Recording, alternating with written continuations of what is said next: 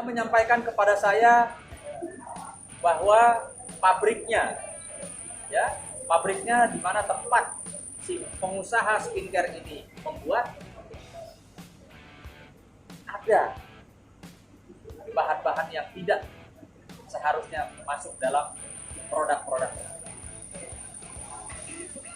Maka bersama ini saya juga ingin menyampaikan kepada Dokter, ya,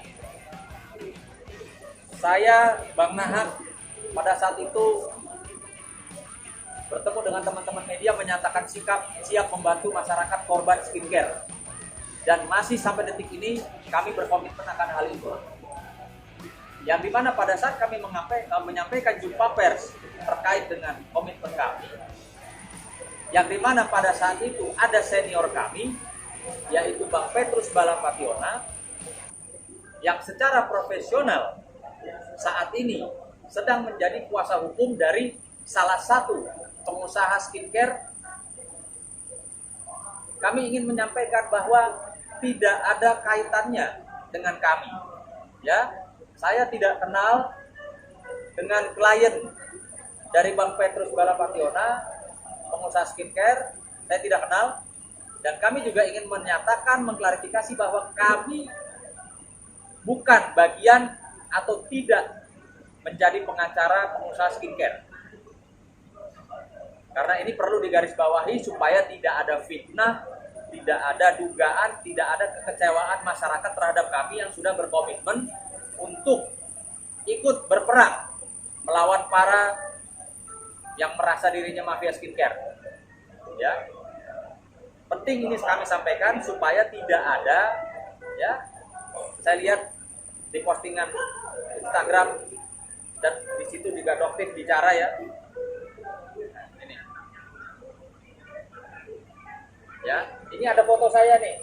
Ada foto saya, foto Bang Petrus, dan ada Bang Nahak pada saat itu yang menyatakan kita siap memerangi mafia skincare. Namun saat ini ketika Bang Petrus, ya, secara profesional sebagai seorang advokat dan tidak terikat kepada kami, saat ini menjadi kuasa hukum dari salah satu pengusaha skincare. Jadi, saya bukan orang hukum. Saya rakyat biasa.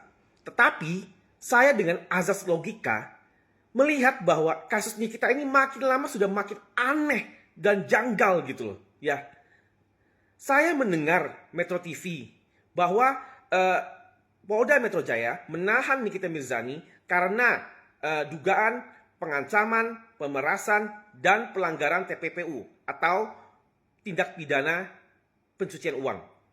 Nah, saya ya dengan logika saya aja ya, dan juga setelah mendengar audio recording yang sudah beredar itu, saya aja sudah rasanya aneh banget gitu loh. Saya juga bisa melihat bahwa tiga-tiga ini gak ada namanya pengancaman, gak ada namanya pemerasan, gak ada juga namanya TPPU. Kenapa saya berasa kayak gitu? Pertama kayak gini, pengancaman mana ada, siapa yang menghampiri. Lalu audio recording itu juga semua dengan nada kekeluargaan, bahkan ada negosiasi. Pemerasan juga nggak mungkin. Pemerasan itu audio recording juga membuktikan kan bahwa konten sudah direncanakan. Cuma si Gladys datang mau intervensi, mau supaya kita nggak jadi bikin konten itu, kan? Lalu itu bukan pemerasan dong. Ini juga dihampiri. Dan setelah itu kan kalau bisa diberikan diminta imbalan dari pihaknya Niki kepada si Gladys, ya semacam kayak ganti rugi juga kan? Karena disuruh sesuatu kan, disuruh nggak bikin gitu kan? Ya, kan tugasnya, pekerjaannya, profesinya si Nick Mir kan memang seseorang selebgram yang bikin konten. Suruh dia nggak bikin konten, ya tentunya berikan ganti rugi, wajar dong. Nggak ada pemerasan di sini. Apalagi juga nggak ada pengancaman, apa juga nggak ada unsur koersif, itu nggak ada. Semua tuh sangat nada persuasif gitu. Nggak ada koersifnya, ancaman. Dan terakhir, yang paling aneh dari sini adalah dugaan TPPU ini. Menurut saya itu paling aneh dari semuanya ya. Paling aneh. Janggal sekali. Bayangkan saja ya, TPPU, tindakan pidana pencucian uang, menyasar ke siapa? Menyasar ke orang yang punya uang. Bukan menyasar ke orang yang diberikan uang.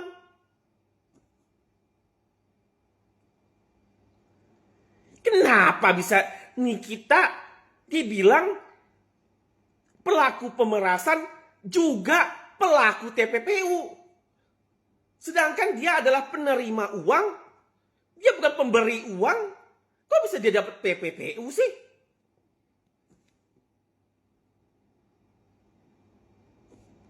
Udah jelas orang banyak ngomong. Lawyer pun pada ngomong. Lawyer yang ternama, ya kan, mantan irjen. Kalau skincare-nya nggak ada apa-apa, ngapain ditransfer 4 miliar tolol? Goblok memang. Kau bilang pula ini. Dia bilang pula ini, semua orang yang justice for NM itu adalah SDM-nya rendah. Lu yang SDM-nya rendah. Karena lu nggak memperhatikan konteks masalah ini, topiknya kemana, asal usulnya dari mana. Yang lu bahas itu adalah pemerasan. Pemerasan dari mana? Dari Jibaboy. Kagak. Gue bilang. Suka banget. Bener-bener lah. Apa-apa dibahas ini, apa-apa dibahas pemerasan. Wah. Pemerasan tuh gak kayak gitu. Pemerasan tuh kalau misalnya sini. Ya, duit lo. Kalau nggak gue jelek-jelekin di skincare lo, itu namanya pemerasan. Lo ngerti nggak sih konsep pemerasan itu apa? Nih, main sama anjing gue, main. Jim Bim, kasih paham dulu Jim Bim. Video ini surat terbuka untuk Dr. Reza Gladys. Tolong kasih saya duit 4 miliar. Dan saya rela, saya ikhlas di penjara 5 tahun. Tapi 4 miliar ya. Saya ikhlas, saya rela di penjara selama 4 tahun. Buat Nikita Mirzani, kamu keren, kamu the best, kamu mantap. Kalau saya di posisi Nikita Mirzani, saya lebih baik di penjara, tapi dapat 4 miliar. Bener. Mantap kamu Nikita Mirzani. Keren kamu. Buat netizen-netizen yang ada di luar sana, kalian pun jangan bodoh. Kalau ada yang mau ngasih 4 miliar, ambil aja duitnya. Kalau di penjara paling tinggi, cuman itu hukumannya saya dengar itu cuman 5 tahun. Di penjara hanya 5 tahun. Saya mau lah. Tapi 4 miliar ya, 4 miliar. Lu coba bayangin ya. Kalau lu kerja di Indonesia, sebagai orang-orang biasa ya kayak kita nih. Kerja di Indonesia nyari duit, jangankan 5 miliar. Nyari duit 100 juta aja 1 tahun ya. Sebagai orang-orang biasa yang gaji UMK, 100 juta aja 1 tahun. Lu dapat gak 100 juta yang gajinya UMK ya? Ya. Ini 4 miliar dihukum 5 tahun. Gua mau banget. Tapi beneran 4 miliar ya. Karena apa? Di dalam penjara kita makan. Enak loh di penjara makannya. Siapa bilang gak enak? Enak. Terus kita bisa olahraga, bekerja di dalam penjara. Kalau kita bersikap baik, tidak aneh-aneh, juga enak di dalam penjara. Jadi kalau kalian semuanya ya, kalau di posisi kalian mau nggak? Kalau saya minta kepada Dr. Reza Gladys, tolong serahkan duit 4 miliar kepada saya, dan saya siap di penjara selama 5 tahun. Selain itu juga mengarahkan awalnya skincare tutup mulut Nikita Mirzani, ngerinya ucapan Dr. Oki Pratama, orang apa Tuhan. Beredar percakapan WhatsApp yang diduga milik Dr. Oki Pratama kepada seorang pemilik bisnis Davina Skincare. Melalui percakapan tersebut, Dr. Oki diduga menjadi perantara antara Nikita Mirzani dan Melvina Husyanti, berujung pada dugaan pemerasan. Dugaan pemerasan kali ini bisa dibilang lebih mengerikan ketimbang yang diterima oleh Dr. Reza Gladys, meski sang dokter yang berhasil menjebloskan Nikita Mirzani ke sel tahanan sementara ini. Bila ditilik lebih dalam dari akun Instagram Viva Vault Cyber pada Jumat 7 Maret 2025, tertulis nominal lebih besar yang diminta oleh Nikita Mirzani bukan 5 miliar, melainkan 15 miliar. Boleh tutup mulut gue bayar, tapi diduga tulis Nikita Mirzani. Angka tersebut tidak sanggupi oleh Melvina hingga sang pemilik bisnis memohon kepada Nikita untuk berbelas kasihan kepada dirinya.